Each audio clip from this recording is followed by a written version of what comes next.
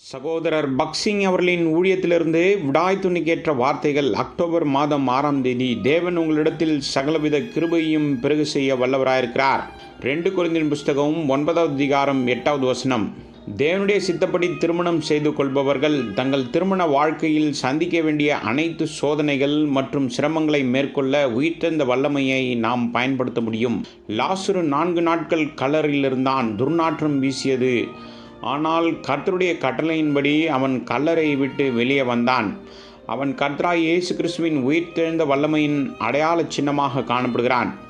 ஒவ்வொரு சோதனைக்கும், பாடுகளுக்கும், கஷ்டங்களுக்கும், சிரமத்திற்கும் இந்த வல்லமையானது போதுமானதாக இருக்கிறது.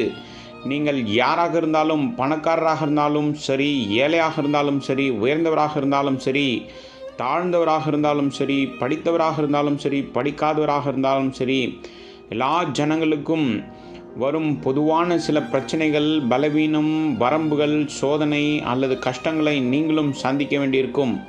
இவைகளை மேற்கொள்வதன் ரகசியம் உயிர்த்தெழுதலின் வல்லமையை நாம் கோருவது மட்டுமே. ஆண்டவராகிய இயேசு கிறிஸ்துவே, நாங்கள் இப்படிப்பட்ட சிரமத்தை எதிர்கொள்கின்றோம். இதை எதிர்கொள்ளும் திறமை எங்களுக்கு இல்லை. இதை வெல்லும் உமது உயிர்த்தெழுதலின் வல்லமையை எங்களுக்கு தாரும் என்று தம்பதிகள் நம்பிக்கையோடு கூட சொல்ல வேண்டும். இந்த வல்லமையால் அவர்களால் எல்லா சூழ்நிலைகளையும் சமாளிக்க முடியும். அவர்களால் செய்ய முடியாததை இந்த உயிர்த்தெழுதலின் வல்லமையை சார்ந்து கொள்ளும்போது நாம் செய்யலாம். அப்போஸ்தலனாகிய பவுல் பிலிப்பியருக்கு நிருபம் 4வது அதிகாரம் 13 இப்படியாக சொல்கிறான், என்னை பலப்படுத்துகிற கிறிஸ்துவினாலே எல்லாவற்றையும் செய்ய எனக்கு பலன் உண்டு.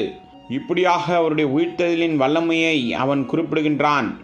மேலும் 3வது அதிகாரம் 10வது வசனத்தில் அவன் சொல்கின்றான், நான் அவரையும் அவருடைய உயிர்த்தெழுதலின் வல்லமையையும் அறியும்படிக்கு இந்த வல்லமையால் அவர்கள் தங்கள் எல்லா துன்பங்களையும் வெல்ல முடியும்.